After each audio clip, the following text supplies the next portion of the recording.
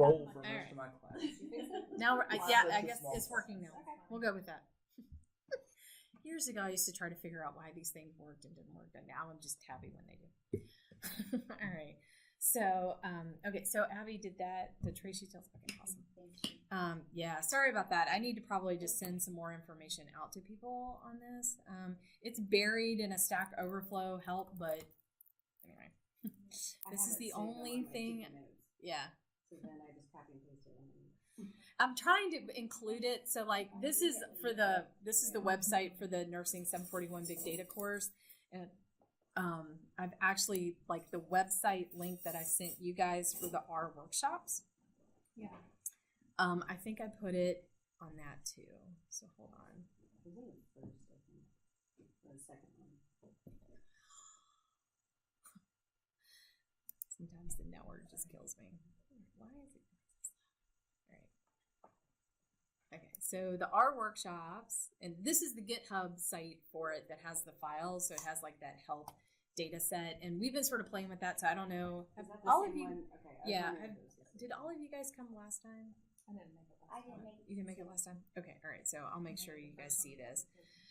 So this was in the email that I sent out, and I've got both a GitHub site and then I've got like a website that has like a web interface.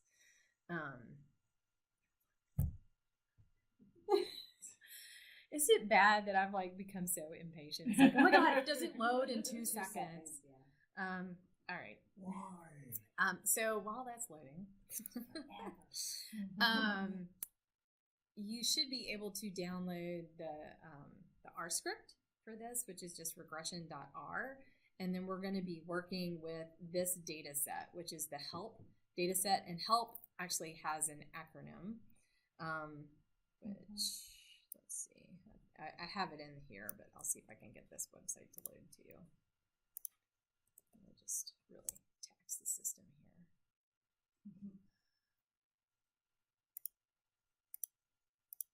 Is anybody else having networking problems, or is it just me?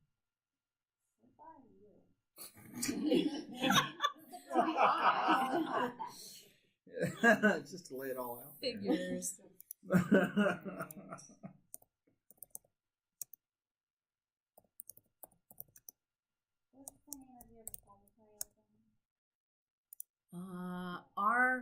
RWorkshops _ Emory SON. Okay, so this is the help data set, and I do have a link to it. That was in some of the stuff I had sent by email, but it stands for Health Evaluation and Linkage to Primary Care. So they're looking at it's a homeless / semi transient population, and they say here this was for a clinical trial for inpatients recruited from a detoxification unit. They had no primary care physician. They were randomized to receive these different interventions, and the idea was to link them with some kind of primary medical care. Anyway, it's an interesting data set.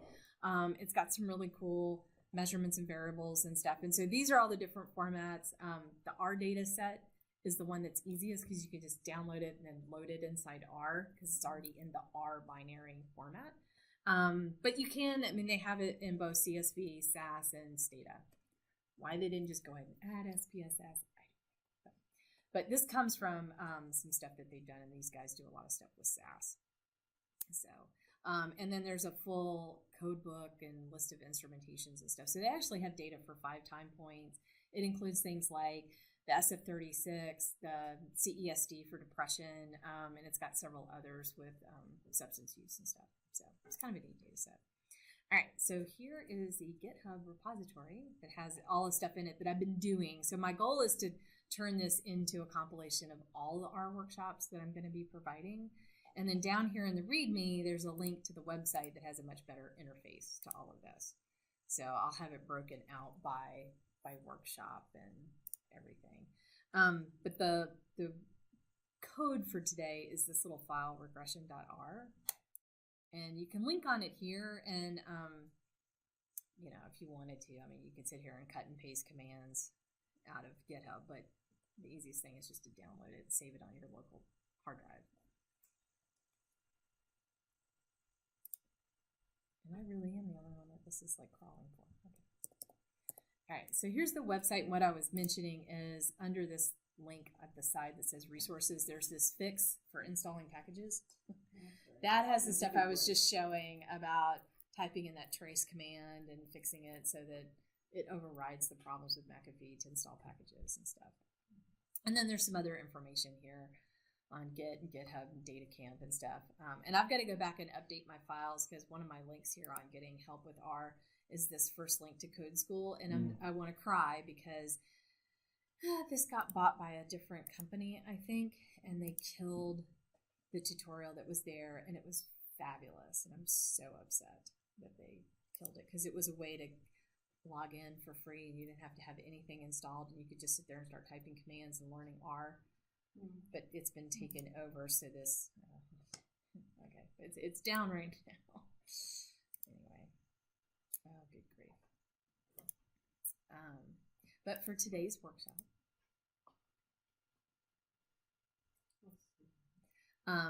the other thing, did anybody, just out of curiosity, did anybody try installing R Commander? I got it to install. Hey, all right, cool. And then I typed in the library command. I don't really. Yeah, that's it. You type in library command, and then it It'll launches a whole pop other up. window. Yeah, but if you got that far, you did great.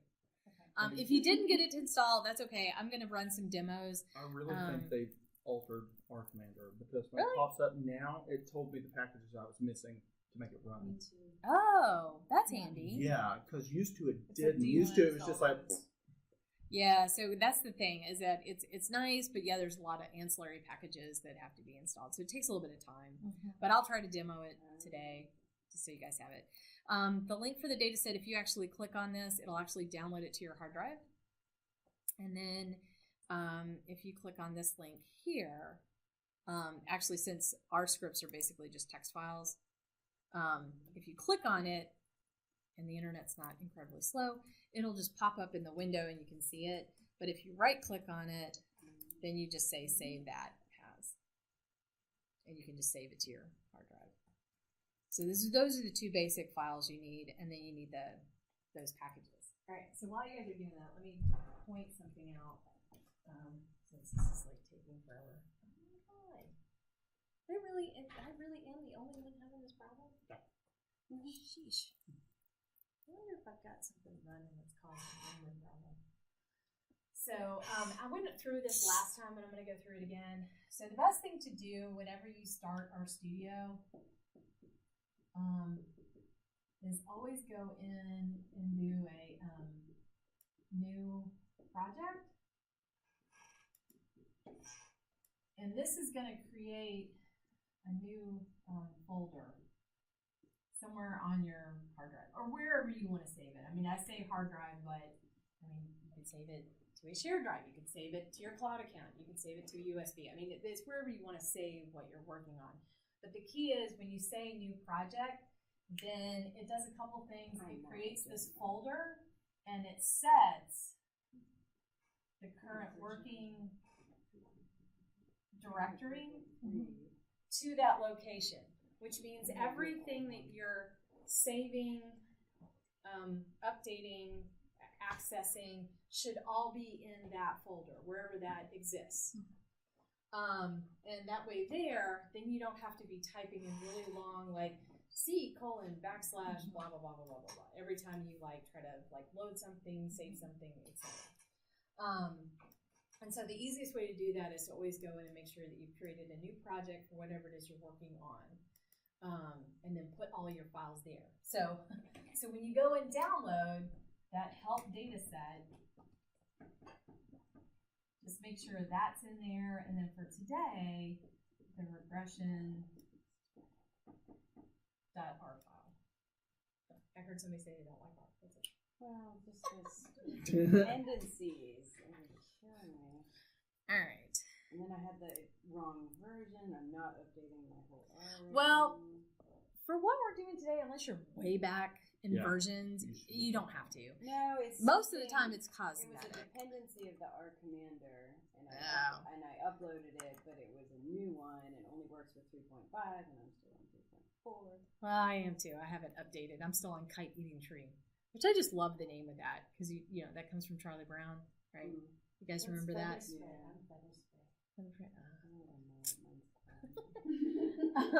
Anyway, so as long as you got these two files in there, then we should be good to go. And so if you haven't seen that before, it's just under File, New File, and you click, oh, I'm sorry, not New File, you click File, New Project. And I already have one created, but just for the purposes of the video, most of the time it's going to be a new directory. You could have an existing directory, just whatever you want to use. And for the purpose of what we've been doing in these RWorkshops, I haven't been doing version control. But if you have a GitHub account and you want to link this to Git, or to GitHub using Git, then you could use version control, but that's not part of the workshop. So yeah, just click new directory, create something for today for the regression workshop, and then we'll go forward. And then once you're there, somewhere in this file, you should have the this help.r data set, and then the regression.r. Mine has a lot more files in it, but yours will basically have those two to get started. And then as we go through, these will be the packages. And I've got a little, I know I said tidyverse, but really we're going to use GitHub, not GitHub, I'm sorry. ggplot2 and dplyr are really the two main ones that we're using. Tidyverse is a collection of packages, if you guys haven't seen that before. And then of course you can always install them with the tools install packages button. And then like if you're starting to type it in, it should. My network right now is so slow, but as soon as you start typing it in, it should pop up and help you start auto filling that in. The one that you guys probably haven't ever seen before, the CAR package, is one that comes from John Fox. He's got some great books on applied regression. And one of his books is the companion for applied regression. And so he has this package. So this isn't about vehicles. It actually has a lot of regression stuff that's really nice. And then this other, oh, there, it's finally working. So like if you type in CAR, now you can start seeing it. The other one is this OLSRR, which OLS is ordinary least squares, and I guess RR is something for regression. But it's this whole suite of like regression tools. If you can't get that one installed, it's not the end of the world. There's just some neat little things I was going to show you with it. Same thing with the ROCR. The only reason I included that one is I was going to show you guys that if like you were running a logistic regression, there's a good way to get that ROC curve, the area under the curve trade-off between false positives and false negatives and classification and stuff. So there was one little plot that I was going to show you. So if you get that one installed, great. But if you don't, it's not the end of the world. And then R Commander, like I said, if you have time and you want to mess with it, that's great. But you probably, if you don't already have it installed, you can skip it for now. I'll just demo it at the end. If you've ever used Stata, Minitab, or some of SPSS, R Commander. R Commander's handy. Should be familiar for you. Yeah, it just has a nice graphical user interface. So. Mine got stuck doing something. All right, we'll take a It's minute. loading the library R Commander. It didn't come up with an error saying I need a new package, but it's still loading the effects package. Oh, that may take a minute. Okay. Yeah. I'll let it go then. All right. Can you remind me, when Yes. I'm in your GitHub, how do I pull in your whole project over into mine? Oh, okay. So that's a good question. So the other thing that's nice about GitHub is whenever you're on the page for the main sort of home page for the repository, over here there's a green button that says clone or download. So I can clone it because I'm the owner. But you guys should be able to, if you click on this, you can say download zip. You can just download everything that's in my repository, save it, put it somewhere on your hard drive, unpack it, and now you've got an exact copy. Now, for you guys, if you want to do that, I don't have a problem with it. It's on a public website. Anybody in the world can do it. It might be a little confusing just simply because there's a whole bunch of extra files in here that basically run the website that have nothing to do with the analysis. So it might just get a little confusing to be like, what the hell is font awesome? That has to do, they're little icons and things that I put on the webpage that, anyway. So I have to include that package. The other thing is if there's just a single file that you want, and this is not intuitive.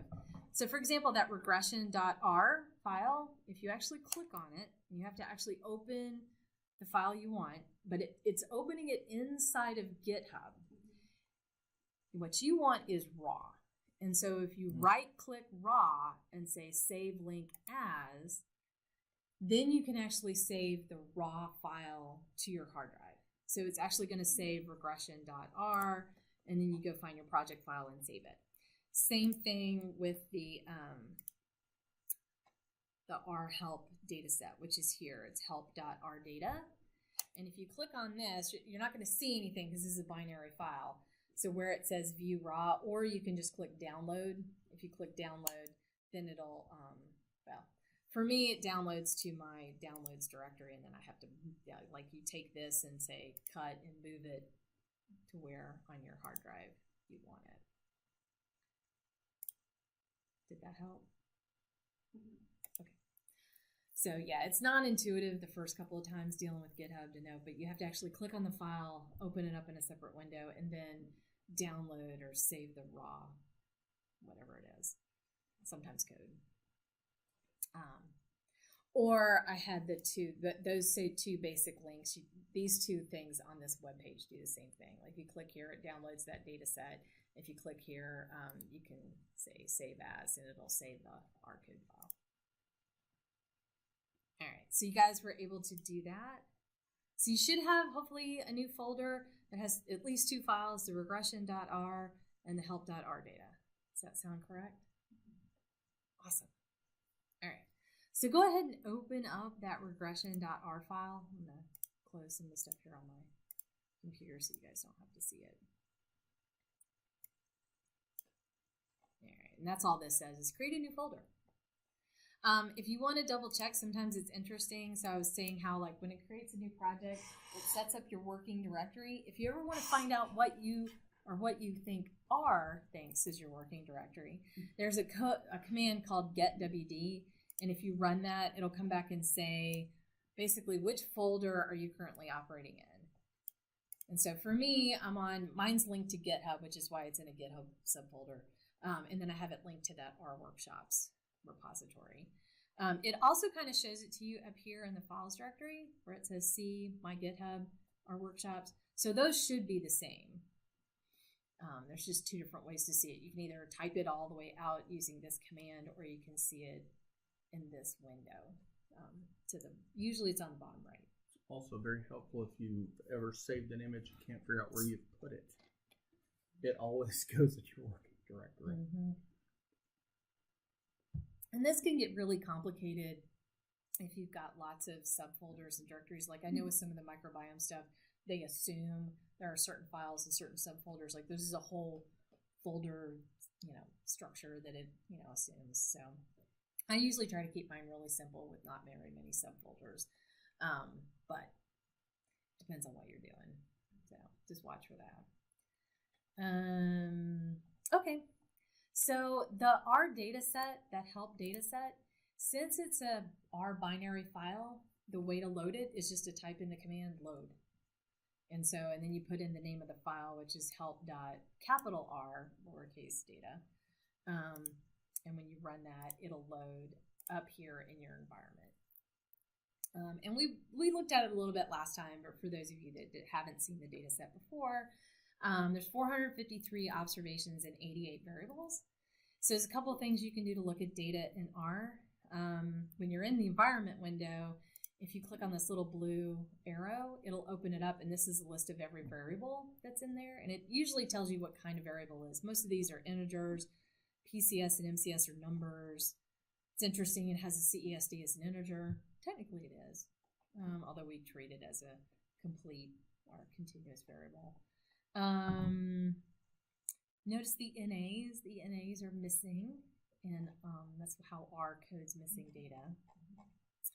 I don't think there's anything else in here that's unusual. I think there's a character variable. Oh, substance and race group down here at the bottom. These are actually factors. And I don't know if I've talked a lot about factors before. You guys know what factors are in R? Okay, so you know how, let's just take something, pick a Likert scale, right? So the question is, do you do it, let's say a little, like none, right? A little, a lot, you know, and maybe those are coded 1, 2, and 3, right? So, or sometimes the common thing is 1 to 5, right? From very strongly disagree to strongly agree. I'm to the point now that as soon as a person calls and says they're doing some kind of survey for the midterm election, I just I'm like, this is really bad. I'm a statistician. I should support my fellow data collectors, but I'm like, I just can't anymore. So,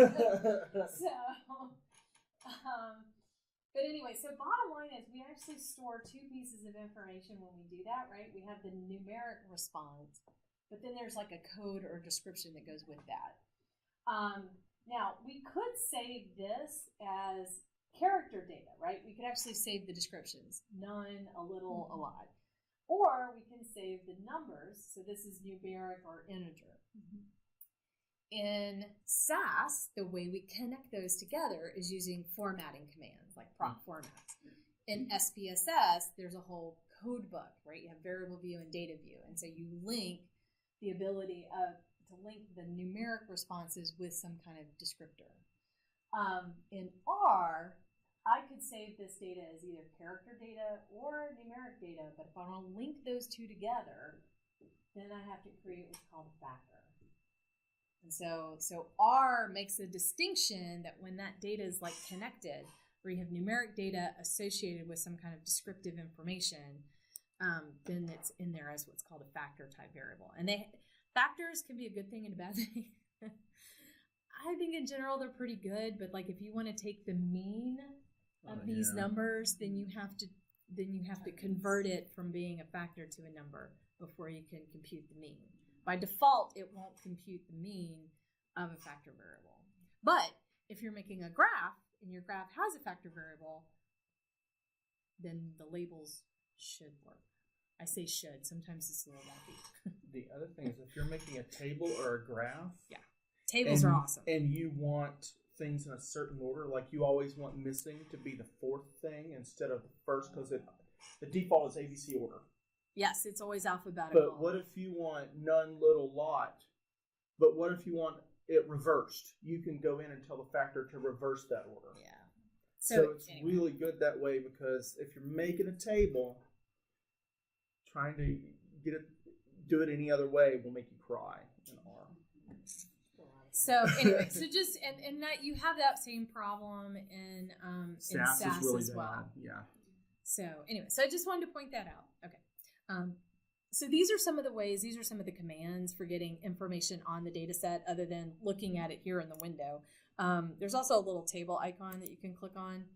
And when you do, it opens up in a viewer. And so you can't edit the data here, but you can sort it.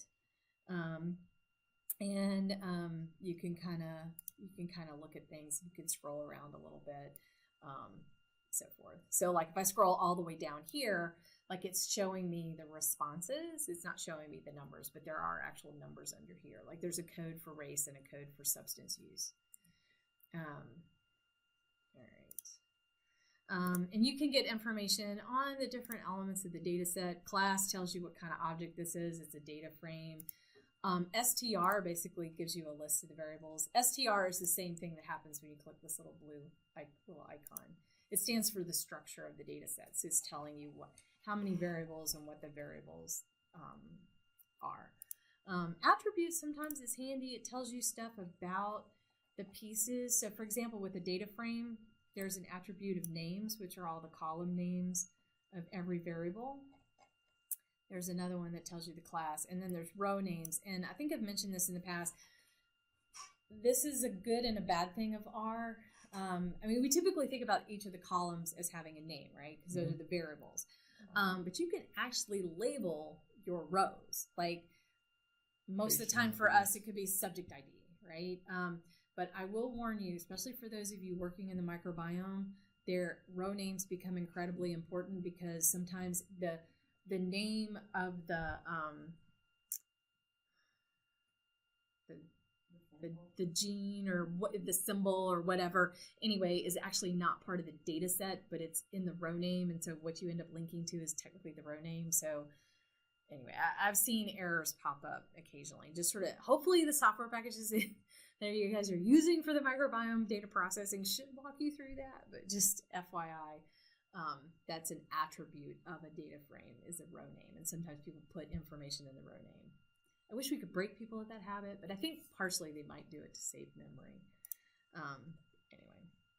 If you just type in names for the data set, this just gives you the column names, which is sometimes really helpful. Like if you can't remember, like, oh heck, what did I name that thing? Unless you have thousands of variables, this is usually pretty handy to do. All right. And then there's a few other things here that basically help you get at the fact that, you have 453 observations and 80 big variables. Anyway, if you're interested, you can run those. Well, Gives you the number of rows and the dimensions and stuff. So the other thing is when you're looking at this output. Let's see if I can make this a little bigger while you guys are talking. Yeah, so that output, see where it says days linked down at the bottom? Oh, that's right number here. 35. Female is 36. It's 85. Oh, Sorry. it's 85, sorry. Female is 86, 87 is substance, 88. So that tells you the number, the number where it's located in that vector. So you can use numeric access instead of variable names if you wanted to do that. It just kind of tells you where it's at. Yeah, so this is, sorry, is that a little better? Here's 85. This would be 86. This is 87. This is 88.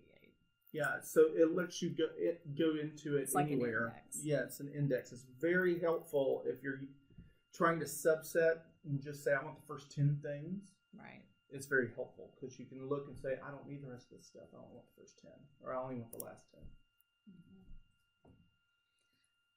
And so most of you guys have seen this before, but obviously when you have packages, these are all of the additional functionality that we're installing. So I've gone over this before. I think CRAN is now somewhere close to 13 or 14,000 packages.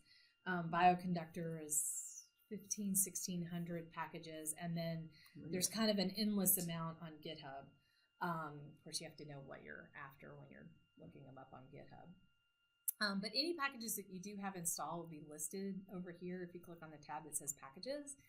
And it usually splits it into a user library, and then there's the library at the bottom. That's the system library. The system library, for the most part, are the things that come with BaseR, mostly. So like boot, I know mass, stats, the utils.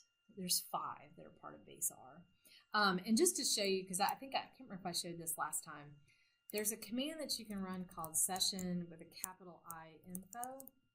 And this will tell you, like for this R session, what does it think you currently have access to in terms of functions. So right now, everything that says attached base packages, you can type commands and it's going to look for those commands in either base, stats, graphics, graphical devices, utilities, data sets, and methods.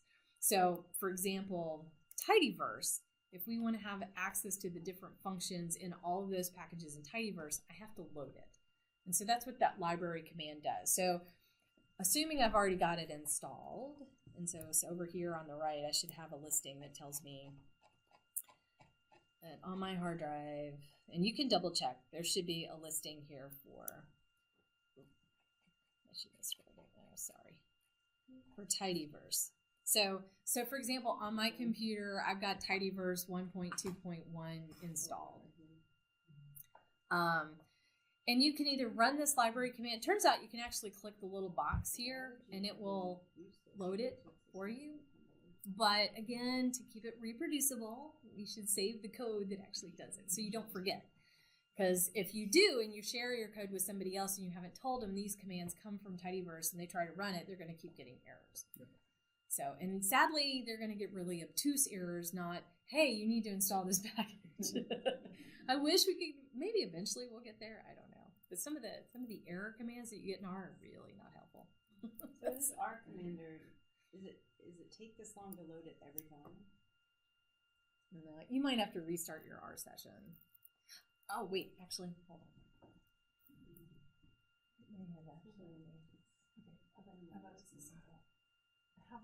I have the code, but it's opening as a text file, so it's not the color. Yeah, I would kill it and just restart it. It seems like it's locked up on something. Actually, Okay.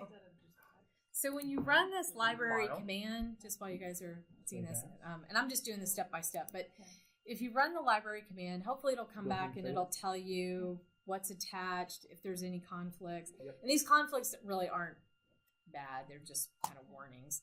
And then it's telling me dplyr was built under R version 3.4.4 and I'm running 3.4.3. It shouldn't be a problem. But that session info command, now if I run that again, and I'm going to scroll this up so you guys can see. So when I ran it the first time, these were the only attached packages I had. These base packages and something that says loaded via namespace and not attached. But now, after I load tidyverse, not only do I have these base packages, notice it says other attached packages. So when you load tidyverse, it loads 4 cats per Tibble, string R, read R, ggplot2, dplyr, tidyr, and tidyverse. For the most part today, really the only two you guys are going to do anything with is ggplot and dplyr. But then you also get like these other 20, 30 packages that you can access via what they call namespace, which I'm not going to talk about today. But just know when you run that, you get a whole bunch of other stuff. Okay. So that's what happens when you run the library command. All right. I'm going to give you a second to reboot or restart your R. Did it restart for you? I killed it through end task. Okay. It wouldn't shut down. Oh, you had to suffocate it with a pillow, I basically. did. That's what I feel like when I'll do something that eats at my memory and I have to hold down the button. I'm like, I'm sorry, baby. It's just gotta kill you. Oh, you've got a skin on yours? On the thing?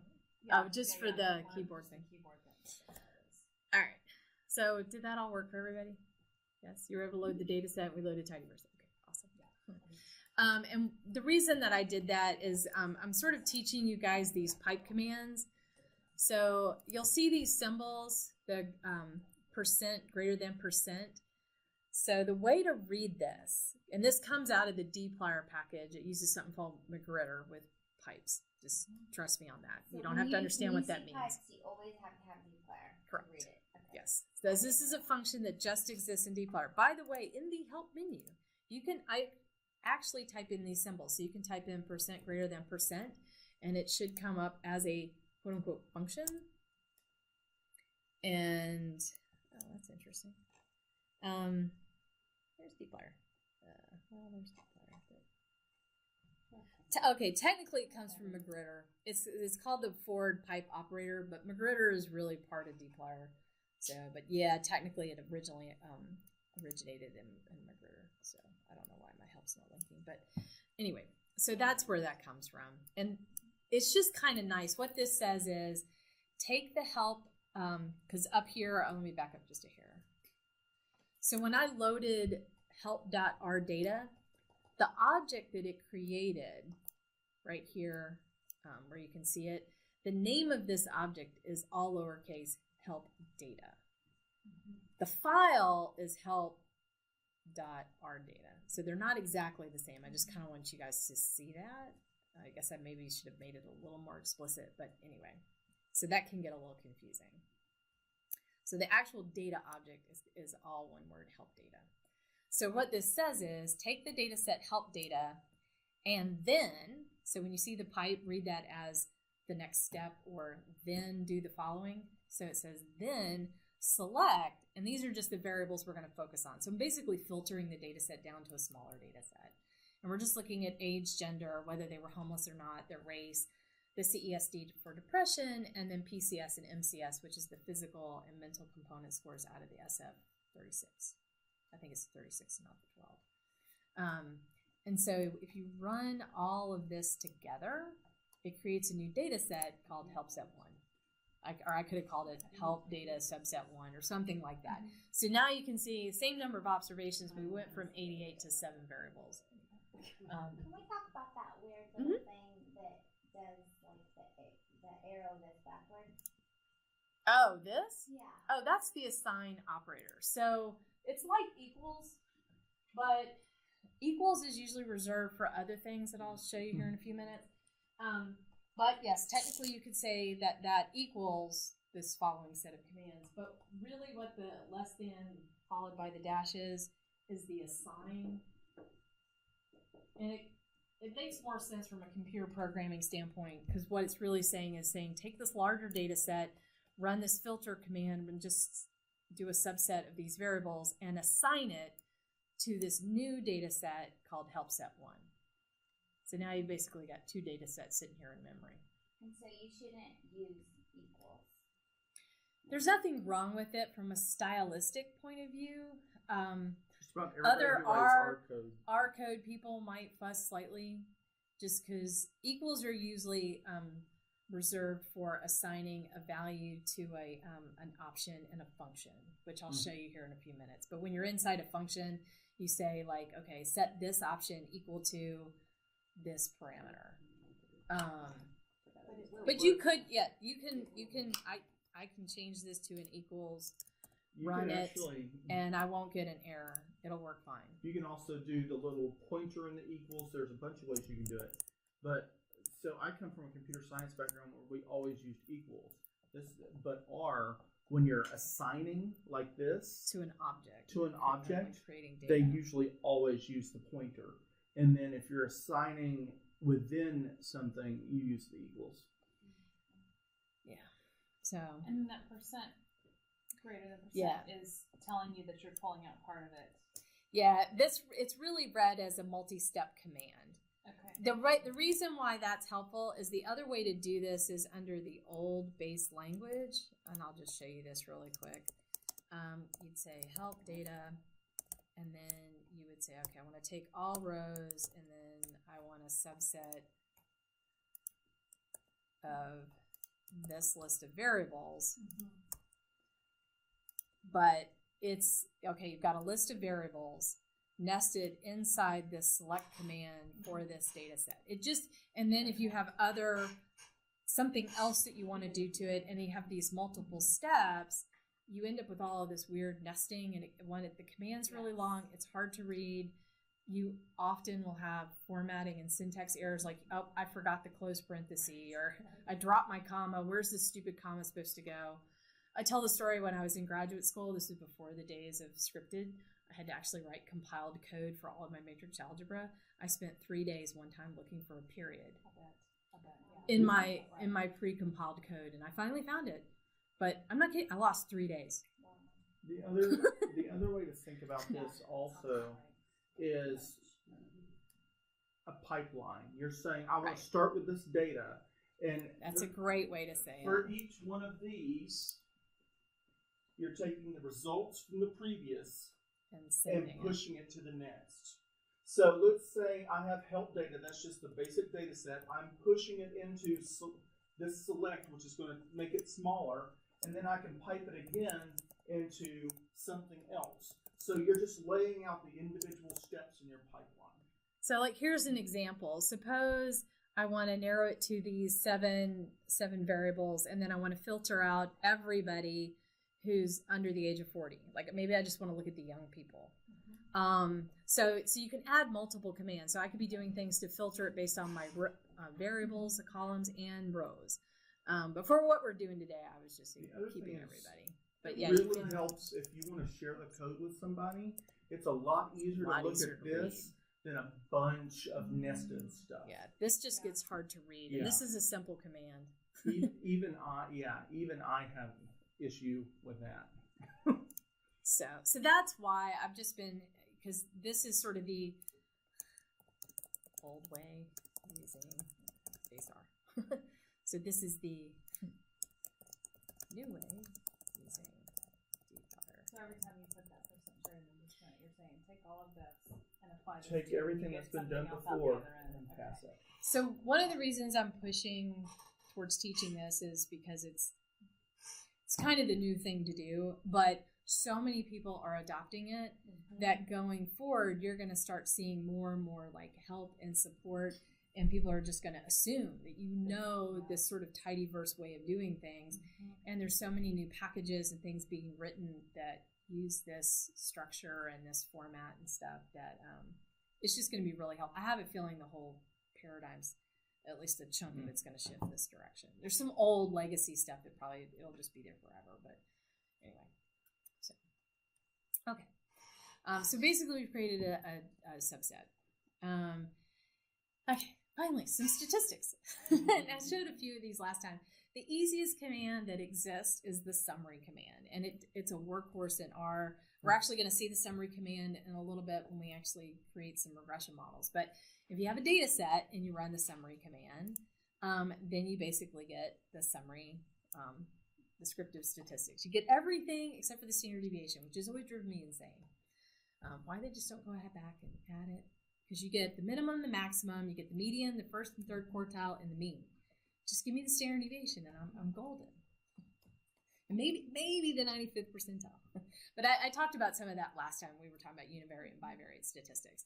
The other thing to point out here is that race group, which was a factor.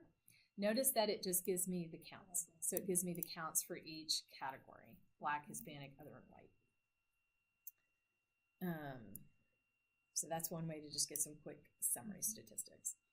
And then last time, I showed how to run a t-test. And so there's a couple things to notice here. And let me bring up the help menu just so you guys can see it. And I tell you what, let me change something back with my appearance. So I'm going to change this back down to 12, and I'm going to take this in to 200. Sometimes trying to get the font size in R is just a huge issue. All right, so still got pretty decent text. Okay, but now at least I've got a bigger help window. So t.test is the help for the t-test. And so when I bring this up, you can do it one of two ways. Like I could have two separate variables. I could have one variable for X and one variable for Y, which might be my two groups. So that would be a case where you've actually got data in two separate columns. So you'd have to have a column, like if you wanted to compare men and women, you'd have to have a column with the data for men and a column for the data with women.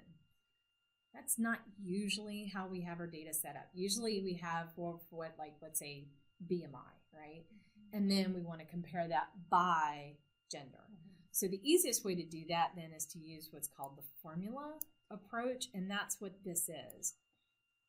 So you were asking me about when to use equals. The first option is formula, and then the next option is data. And so let me pull this over a little bit so y'all can see it. I know it just gets a little confusing. Okay, so these are all of the different parameters that this function needs, some of which a lot of these have default. So like notice right here it says paired equals false. So by default it is running an unpaired two independent sample t-test. The other thing to notice here is it says variance equals false. So it's assuming that the variances are unequal. So by default, R runs the unpooled t-test. Whereas SAS, when you run it, it runs it, but it gives you the answers for both. SPSS, I think by default, gives you the answers for pooled and unpooled too. Like, I don't think you have to turn it on. Anyway, so but just be aware that when you run it in R, you're getting the unpooled. If you want the pooled, you have to go in and set variance equal to true, which I'll show you here in a second. That's actually this one right here.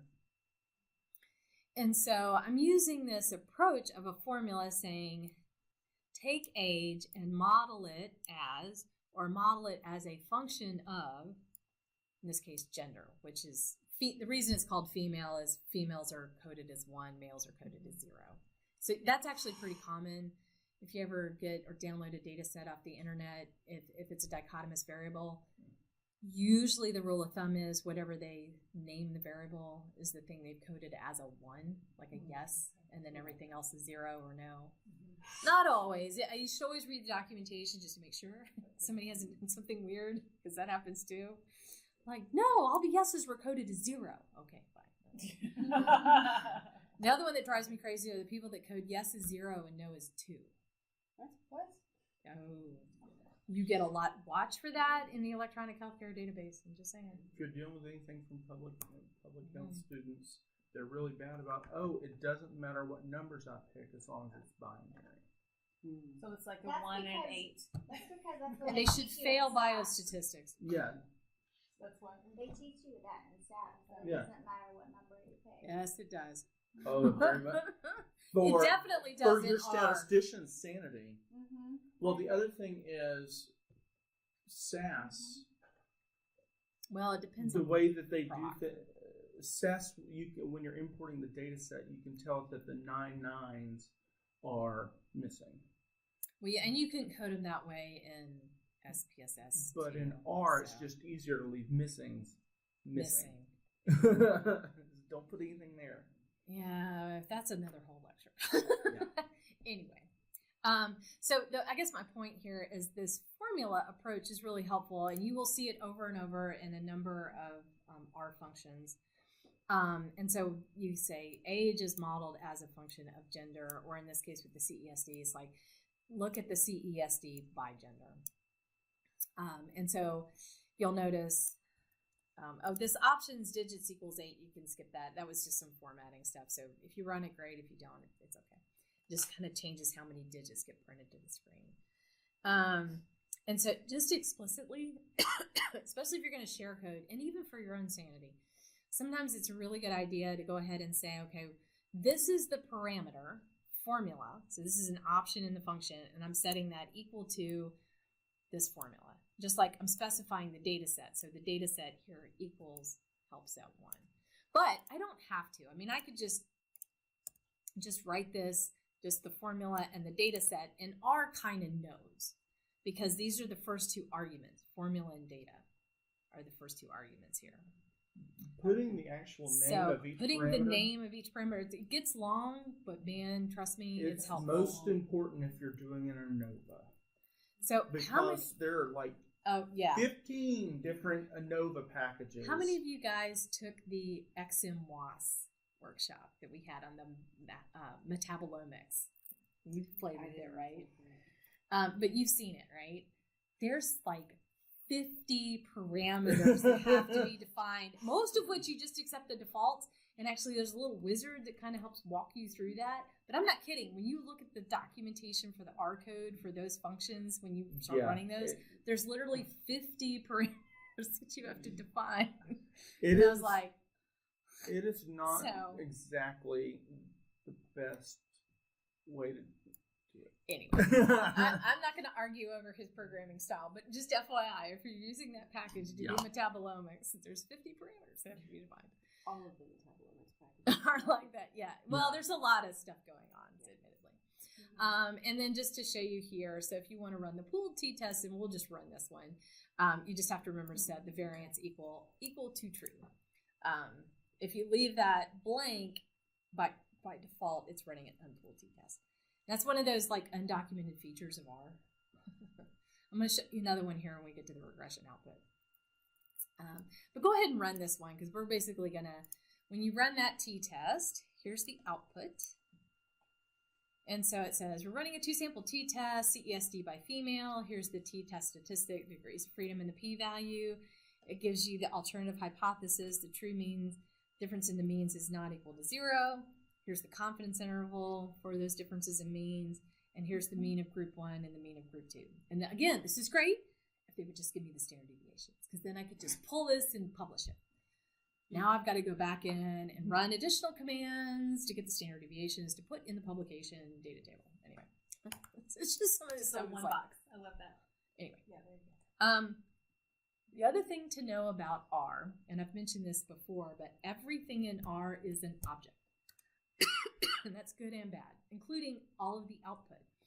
And so, like with the student's t-test, if I scroll down here, it gives you a list of the arguments. So these are all the different things that you can define or change as parameters when you call the function. So you definitely have to have the formula, the data, stuff like that. Whether you're running a paired t-test or not, if the variances are equal. Anyway, if you just leave a lot of these blank, it just uses the defaults, and that's okay. But a little bit further down here, notice there's some information on details. If you ever get lost and you don't understand something up in the top, sometimes there's information here. So for example, if paired equals true, then both x and y have to be satisfied. They have to be the same length. That's for a paired t-test. If variance is equal to true, the pooled estimate is used, otherwise it's false. Okay. Then down here at the bottom, there's something called value. And so what this is when the t-test function runs inside of R, it's actually creating an object temporarily that has all of the t-test function output in it. Now by default, it just grabs some of that and prints it to the screen, but we can actually save it. In other words, we can take that whole thing and assign it to an object. I'm just going to call it T1. So watch what happens when we do that. A couple things. One, nothing gets printed to the screen. So there's nothing here in the console, and you're like, great, where'd my stuff go? But this object T1 got created. And if I click on the little, in this case, you don't get a data table, you get a magnifying glass. It'll actually, and this is something that's kind of new in the later versions of RStudio. So if you have really an old version of RStudio, you might not get this. But at least in the last year and a half, last couple of years, it's been there. You'd have to have like a 5-year-old version. But you get 9 pieces of information. You get the statistic. So here's the test statistic. The parameter, which is the degrees of freedom. I know that's not counterintuitive, but here's the p-value, the confidence interval, the estimate, which is the means in each of the 2 groups, the null value, which is 0. It tells you what type of method or test you were running, and the data is CESD by female. So it's something about which variables you were working with. So that's kind of handy because if there's just one piece of information, so like if I typed in T1 and the $sign, which is how you select variables or you select components out of a list in an object, like if I just wanted the p-value, it's T1 $sign p dot value, and there's the, if you really want all those digits, there's all the digits to the p-value. And this is going to be important when we start looking at the regression results, which is why I wanted to show it to you here. Any questions? Because I just covered a bunch of stuff. All right, so get the idea of the formula approach, you specify the data set, maybe some other parameters, and then you can save all that content out as an object. And then you can pull things out of that object. By the way, if you really do just want to print it to the screen again, you can just type in the name of the object and it'll show you what we got before. So you just type in T1 and it just shows you to you again. Okay. So let's scroll this out so you can see. So since female is a dichotomous group predictor, this should be, instead of setting, that'd be the southern way to say it. By setting female, that's my southern root coming out there. Sorry about that. Or maybe it really be setting with a bless your heart. Well, bless his little heart. You've heard that joke, right? I'll have to, never mind, I'll tell you. There's a whole joke about, when a southern woman says, well, bless his heart, what that really means. Anyway, so you can set that dichotomous variable as a predictor, and then whatever the outcome is, you can put that in a regression model. So basically, to do a t-test, and this may or may not be something they actually showed you guys in biostats, but when you run a regression, right, and you get the coefficient, and under the hood, it's basically running like little correlations, which is why you can get the R-squared and all of that. And, if you have 2 variables in the correlation, that's the same as the regression model if there's only one predictor and one outcome. Right. If that predictor is a dichotomous predictor, that correlation is equivalent to the t-test. And you can actually compute from R to T and back and forth. So that, I can actually show you guys some formulas. So it's just something to keep in mind, to think about how all of these different things are connected, especially for bivariate, where you just have one predictor and one outcome. In this case, if one is dichotomous and one is continuous, that's a t-test. Think of linear regression as a t-test, but adjusted for other variables in your model. Yeah, basically. That's the way I teach it in my biostats lab. Is it's just you're adjusting for other things in your model. It's a t-test that's adjusted. So if we run LM, which stands for linear model, this is how to do linear regression in R. So we took that long time to get here, but here's how to do regression in R. And it's the same approaches that we just did with the t-test, where we specify a formula and we specify the data set. And so let me bring up the help for LM. And so make this a little bit bigger so y'all can see it. So fitting linear models. So you basically, as long as you specify the formula and the data, you're good. There actually is a subset option here, which I haven't played a lot with. I like subsetting the data first, and then just having a smaller data frame data set to work with when I do my modeling.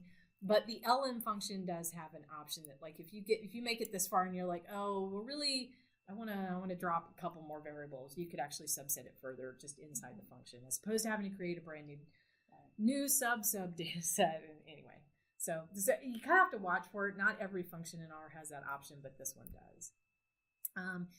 If you were doing weighted regression, there is an option here for weights. I've not actually explored this a whole lot, but every now and then people have, like, especially if you have like survey sampling data with weights and stuff. You ran into that some too, right? Yeah, I've run into that. In a action, this is what to do with missing data. I will just tell you by default, if you have missing data on any of the variables, any of the outcome, any of the predictor variables, it's just going to drop it. You can override that. I would caution you not to, but just know by default, it basically does a list-wise deletion. So if it's missing data on any variable included in the formula, it's just going to get dropped. Method, I wouldn't change any of these, but there are a few options, and then there's some other stuff down here that we won't get into. Here's some details on it. I've been working in R for years, and I have not been into a lot of these options, and you probably will never get into them either. No, but just know they exist. They exist, but so there's some stuff here. I will say this. There's a sentence here that says terms specified of the form first plus second. I'm going to show you guys this in a little bit. Basically, it just adds variables individually.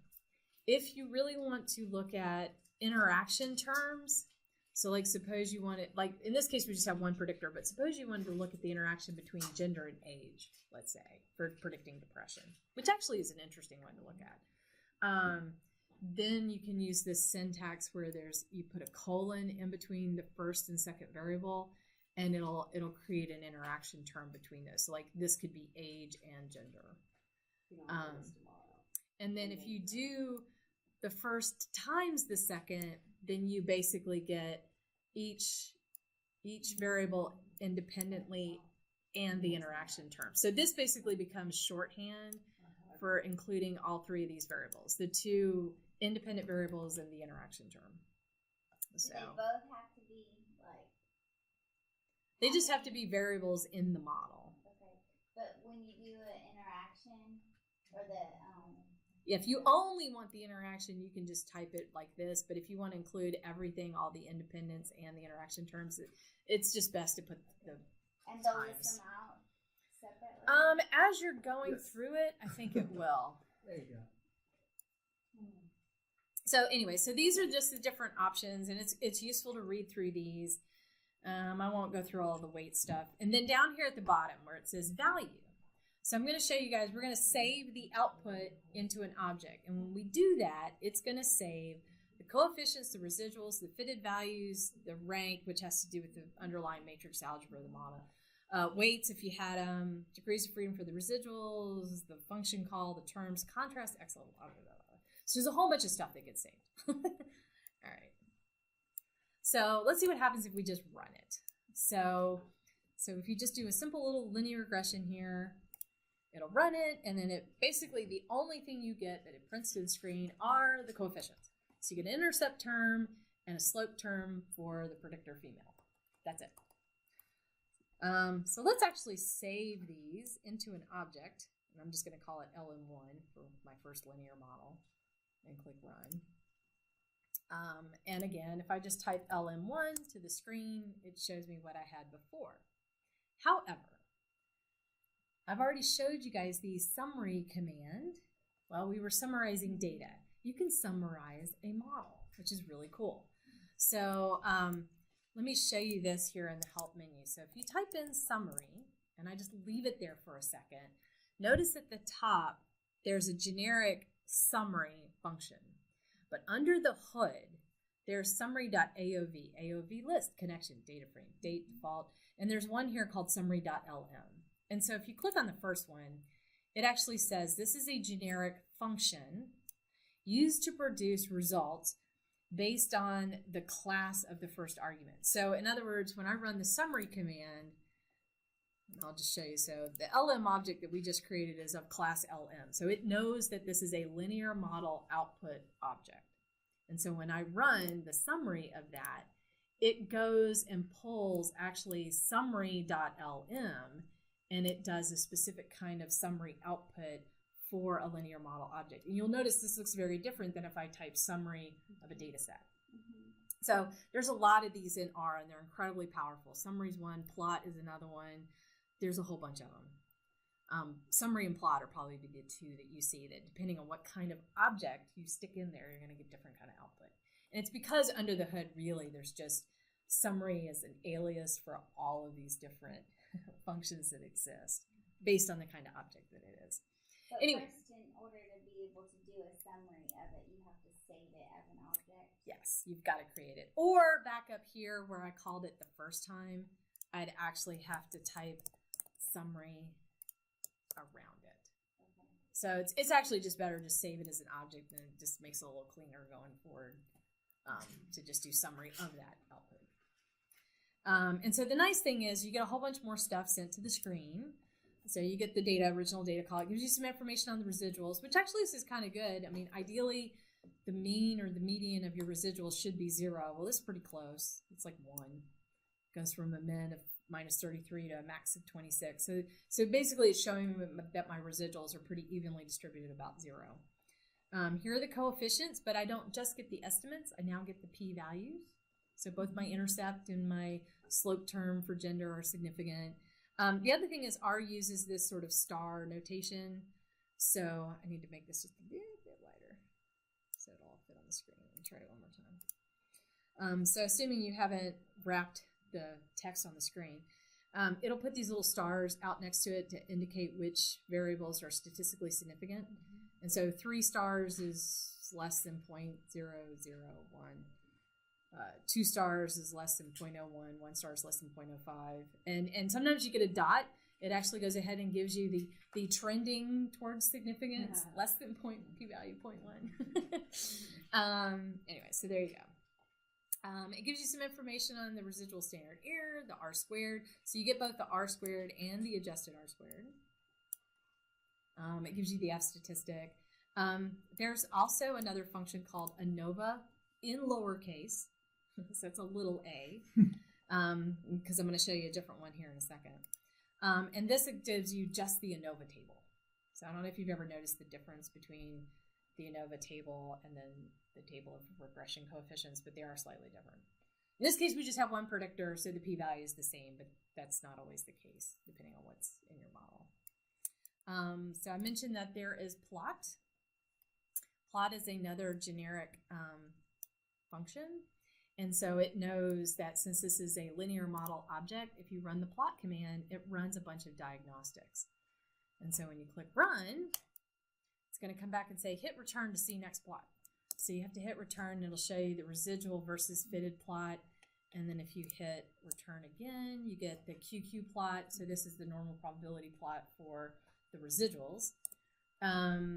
You get another one called scale versus location, and then residuals versus leverage. This gets into looking for outliers and that kind of stuff. You can clean it up a little bit. This code here, all this does is basically create a 2x2 plot of all of those. So I just provide it, like if you want to get it all on one page. There you go. Without having to do grid. Yeah, in this case, and so par, it basically says set the following parameters for the plot window. I'm just including it. You don't have to do this. You can get frequencies. So just like we saved these before, so if I start typing in LM1 followed by the $, I can come in here and pick individual components out. And so what I did here was said make a histogram of the residuals. I set the frequency to false so that I get the probabilities, and then I'm overlaying a density curve. So when you do that, you get basically this plot, which is kind of nice. So you get the histogram of the residuals with a density plot overlaid. So that's what this does. And you can do some other things too. I'm going to fast forward here just a little bit. The car package has a number of different additional things. So if like you just want to make the QQ plot, that's what this is from the car package. If you don't have the CAR package loaded, that's fine. This is just a little bit prettier than the one that I had earlier from the plot diagnostics. It adds some color and it starts highlighting like outliers and stuff. So it's worthwhile playing around with the CAR package if you haven't. And then I've got a note here about on your own, basically doing that same thing again, but this time look at the CESD as to whether someone was homeless or not. So this is the same basic stuff we just did. So this shows the t-test and then the same output here for another linear model. But I'm going to skip ahead. Okay, so what if we have more than one predictor? All right. So I remember when I showed you in the help menu, you can add pluses. And so we can actually add in the different variables that we want. So maybe I want to look at age, gender, whether they were homeless, and their physical component score from the SF36. So if I do that and save this object, let me clean up my output down here. And then I can do a summary of that. Let me scroll this up so you can see it. So the test that you get here for the coefficients, these are the type 3 sums of squares. If I instead look at the Anova table, these are the type 1 sums of squares. And this is a good and a bad thing of R. The one thing I say about R is that when you get it working and you understand it, you really know what statistics you're doing because it forces you to know and to be very explicit about what you're asking for, which is a royal pain in the learning curve that is R. Whereas SAS and SPSS just give it to you. So the good news with SAS and SPSS is you don't really have to know a whole lot on the front end. It just kind of gives you everything. The bad problem is then you sit down and you've got 18 pages of output and you're like, where's the p-value I need? So sadly, R forces you to have to like pull it kicking and screaming out of the output. But by the time you get it, you know what you want.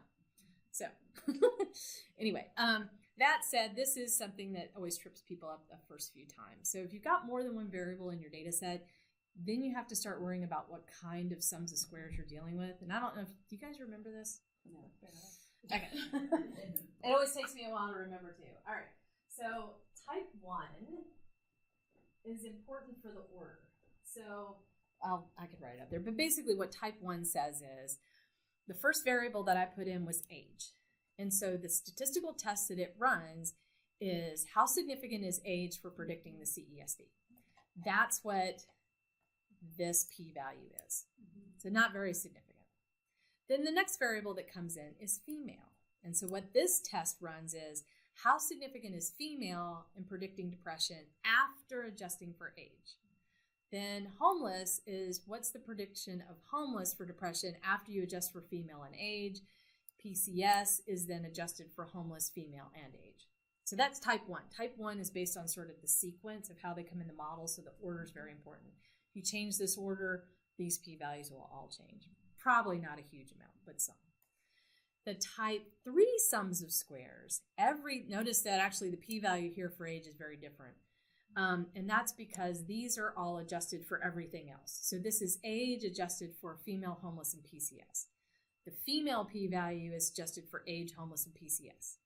Homeless is adjusted for age, female, and PCS. So you kind of get the idea. It's like adjusted for everything else, which that, by the way, is the default in both SAS and in SPSS. And I would wager 98, 99% of every publication you ever read, the p-value that you're seeing is for a type 3 sums of squares, unless they've explicitly stated it otherwise. Or they're using R and didn't realize it and forgot to put that in the publication. I haven't even So watch for seen that. Being reported, though, What? I haven't seen that be reported in the results. And it's a problem. It is. It's a problem. People don't explicitly. They just assume the defaults. Yeah. So, and of course, and we all make this assumption that of course everybody knows that. Well, no. It's also So- very dependent on which software package you're using. Yeah. And this is because you're starting to see a lot more with R. I mean, if I was an editor, the statistical reviewer, that would be the first question. Okay, you need to tell me which sums of squares. I'm not going to argue about which one you made, but you need to tell us. So anyway, okay. So, but this is the difference and you can see it a little bit here between whether you call the summary command or the Anova command. The other way to do it is to explicitly pull it out using the car package. So in the car package, there is another Anova function with a capital A. And if I want to, I can force it to give me the Anova table with type 3 sums of squares. So if you have the car package, great, you can load it, run this, but if you don't have to. And so when you do that, you do indeed get the type 3 sums of squares. And there's actually a type 2, which honestly right now I can't remember how to describe it. Mostly you're either interested in type 1 or type 3. Type 2 has a purpose, but I can't remember. Actually there's a type 4. Don't ask me. I can't remember what that one is either. You can see I don't ever use it. There's some other things here. I'm just going to highlight some stuff. I probably won't run all of these. There's a function in the car package called VIF, which will give you the variance inflation factors. These are all close to 1, so they're all fine. If it's over 2, you could flag them. That's what all this does. It takes the square root, looks to see if they're anywhere over 2. No, so they're all okay. And some people's, I've seen every recommendation for variance inflation factors from 2 to 10. Andy Fields, discovering statistics using SPSS, SAS, whatever. He actually says as long as it's not over 10, you're okay. I'm like, I don't know. I start worrying if it's like 2, 3, 4. It's getting close to some publications that don't want to see it above 5. So I've seen 2 as a cutoff, 5 as a cutoff, and 10 as a cutoff. 10 I think is way too high. If you've got something close to that, you've definitely got collinearity going on. But there's another package. If you've installed this one, great. If you haven't had time to install it, that's okay. But this OLSRR package has some really cool stuff in it. If nothing else, I really like how it does its output. And so for that regression model, there's a function they're almost all OLS underscore something.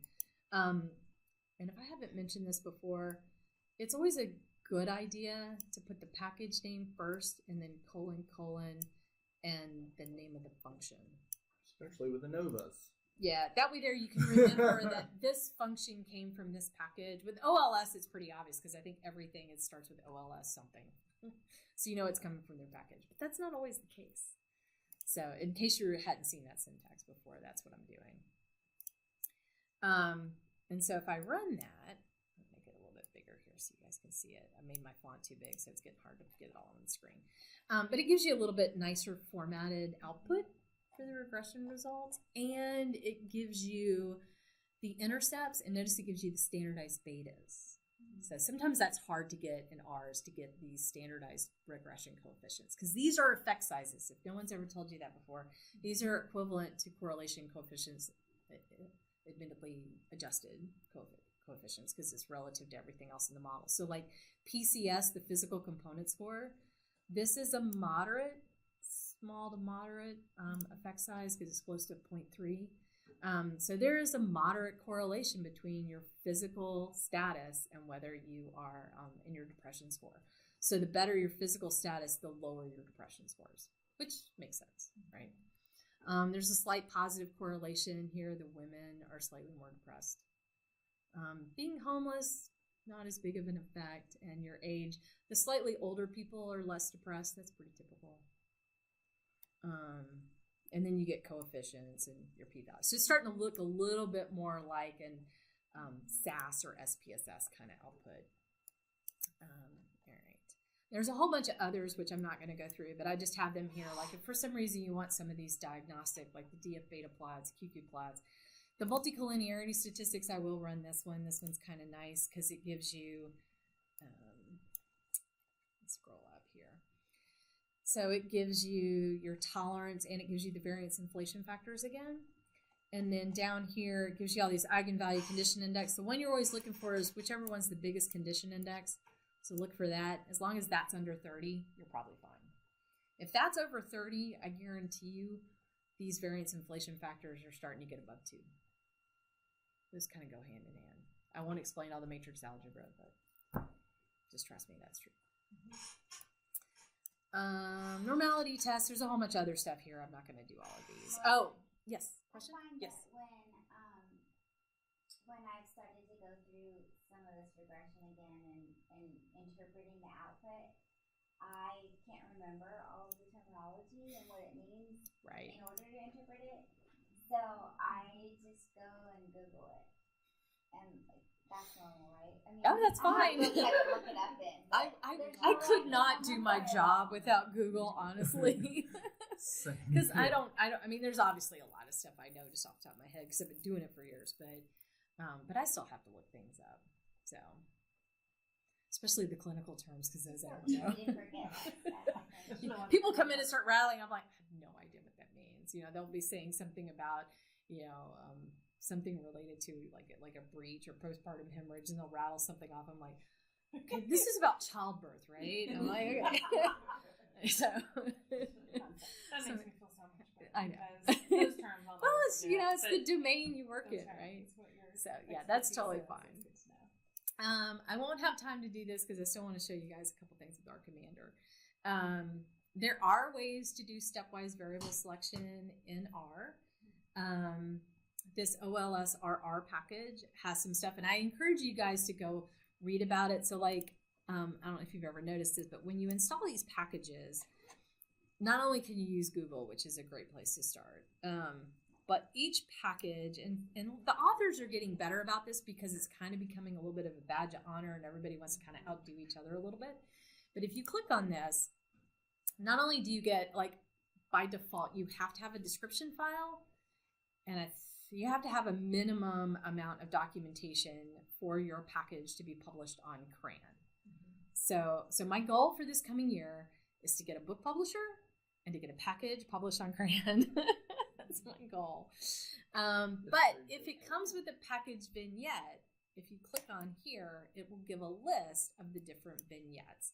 And so, for example, if you want to learn about the regression diagnostics, you can click on HTML, and it basically opens a web page with information on what it's doing and how to pull these different variants and how to interpret it. What's the command that I need to run? Like collinearity diagnostics, here's the command for this model output.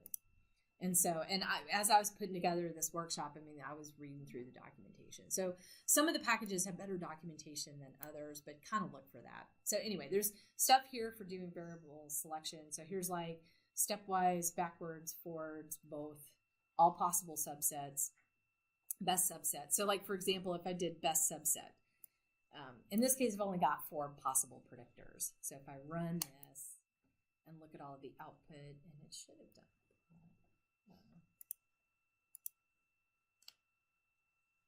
It's not going to give me the plot. Okay, I've got some error in the plot, but let's see, let's communicate. Oh, I didn't update the code. Shoot. Let's pick a different one. Sorry. Let's try this one. Okay, here we go. So it gives you a whole bunch of plots. And I'll admit right now I'd have to go look up what all these are. But basically, you really want something that has a high R squared and a really low error. So there's CP, AIC, SBIC. These are all adjusted like error. So you want something that basically model 15 has the best subset. And so it prints that out up here. And model 15, I think, just has all 4 original variables. So the best model really is the full model. But say you wanted something with just slightly less, like, okay, maybe I could get away with a less, with 3 variables. Okay, this model's really pretty close. It's still got a pretty good R squared. Anyway, so there's some of that kind of stuff you can do. Categorical predictors, let me just show you this. Race group was that factor. I erased it, but I talked about that. If you put a factor in as a predictor, let me show you the summary. It automatically does the recoding for you. So it does that dummy coding. So like if I wanted to create dummy variables to put race in the model with all 4 possibilities, this does, so you have to know what the first race was because it's comparing it to the first race. So let me run the table just so you can see. So the first race listed is black.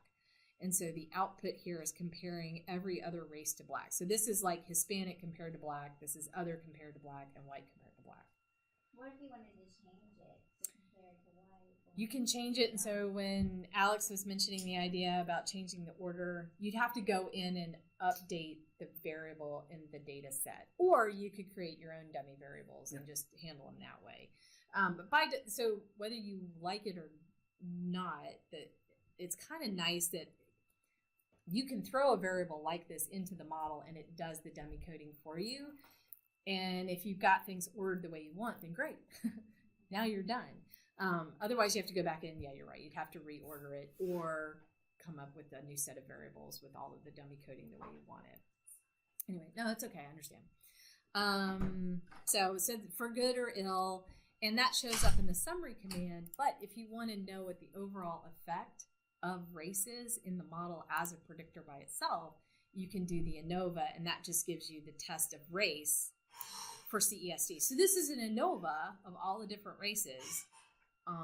Are there differences in the races for CESD? And the answer is yes. The p-value is statistically significant. And then you would go into the regression to see differences between exactly which ones. Yeah, so assuming you really wanted to compare everybody to black, in this case, they're all statistical. Part of it, too, here is we have a sample size of almost 500. So all the p-values are pretty large. Everything's going to be significant. So take these p-values with a grain of salt. But anyway, so that's just something to keep a lookout for.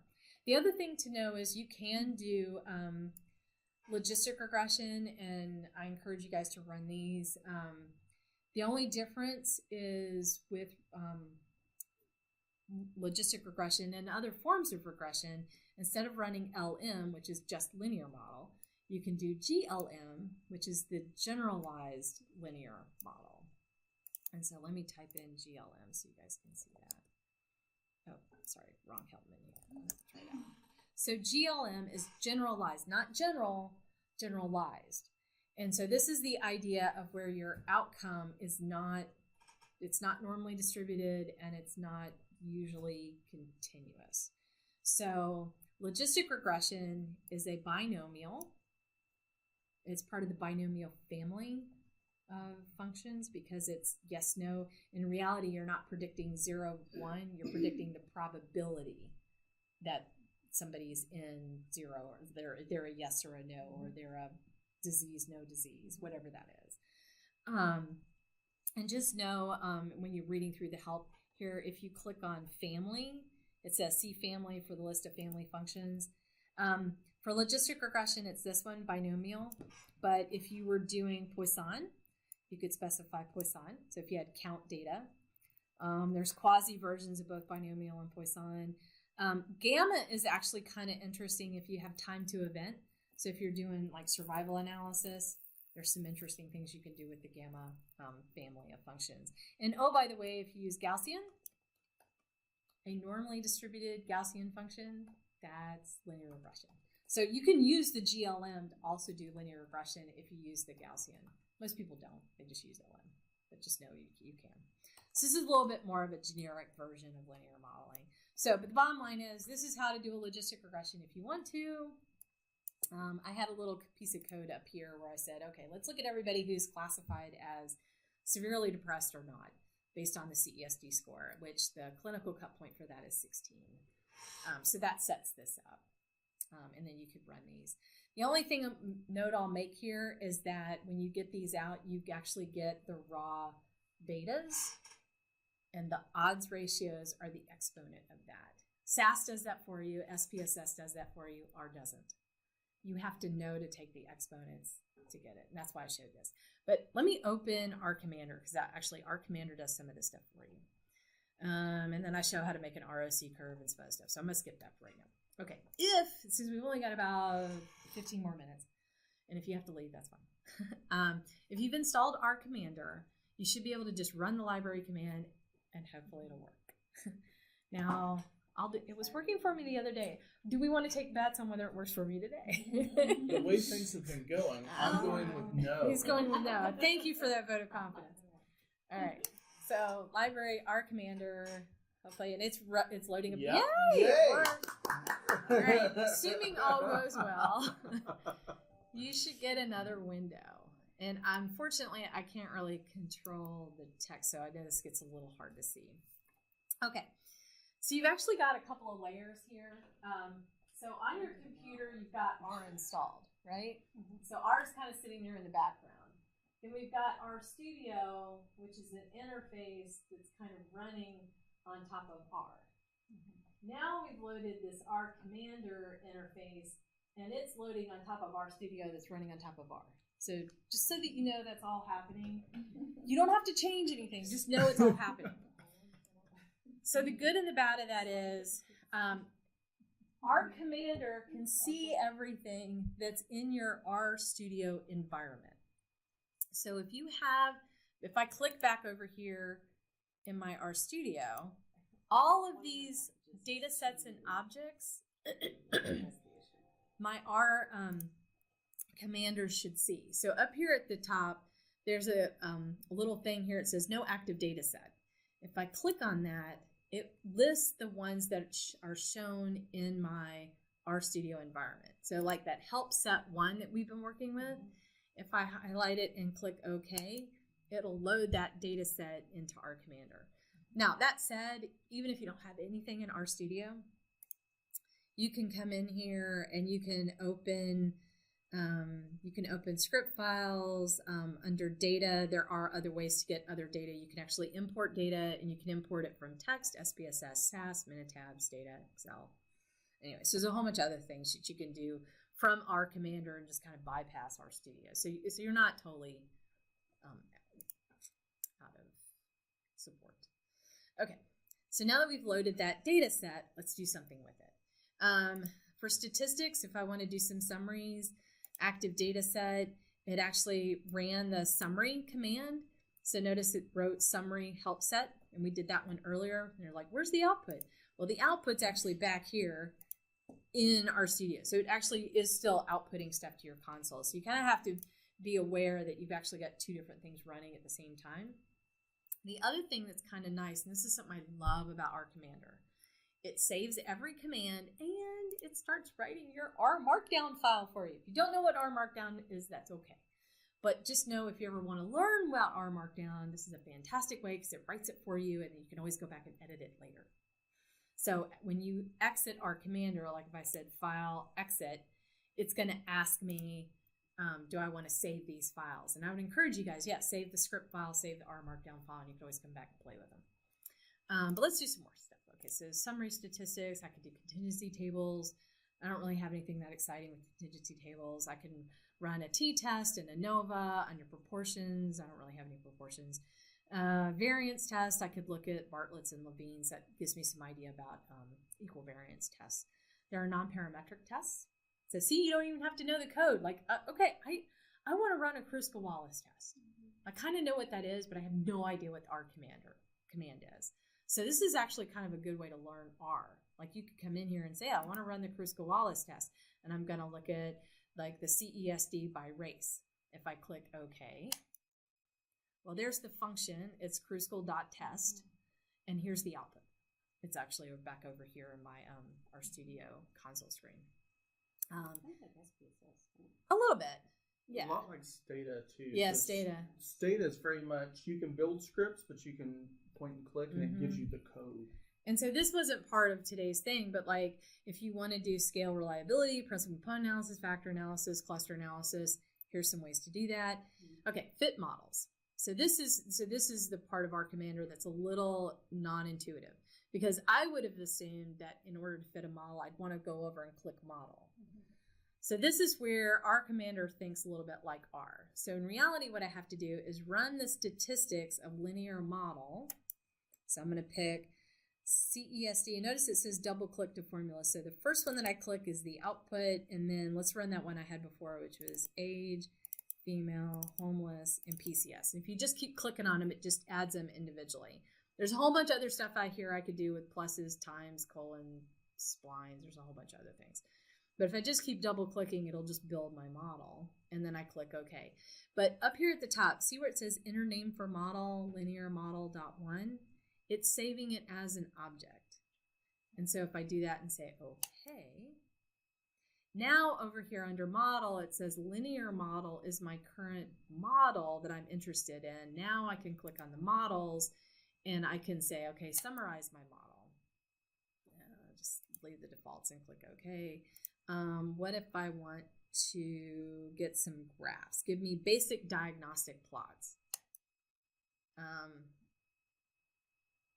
Did it give me an error? Okay, I didn't get my plots. Figure margins too large. Okay, I don't know. Okay, so I've got a bug. I probably need to update my R commander. Influence plot. Let's see if it'll give me that one. Okay, give me the influence plot. It's not terribly exciting to look at, but here you go.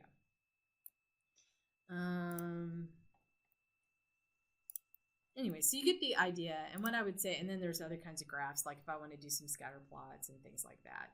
So it's a good graphical interface. There's some things that it can't do under statistics models. Let's see. It does do general linear model. It does multinomial and ordinal. It does not do repeated measures. So R Commander, you can't do repeated measures. That's one of the things it can't do. And like it doesn't have a survival analysis. So it's a little limited, but I mean, it's a workhorse, especially if you're doing regression, logistic regression, summary statistics, basic plots, and you just can't remember. The other thing that I use this for sometimes is like, I can't remember what some of the options are for some of the functions. And I'm like, I'll come in here and play with R Commander and go, oh yeah, that's the option I want. So like I said, when you're done, here's the R script. Here's every command we just ran. And then this is the R Markdown file. By the way, if you have it and you have R Markdown, you can actually click Generate Report. If I make it a web page and say, okay, it's actually compiling my R Markdown file. And here's everything I just did with all of the output. That's the ugliest graph. Yeah, well, okay. Sorry. The diagnostic plots would have been cooler, but I got an error, so I don't know. But anyway, here's just an example. So it's a really, it's powerful that way. Anyhow, so I encourage you guys to check it out. So I'm going to stop there and open up for questions, and I'll stop my recording. So I know we didn't get to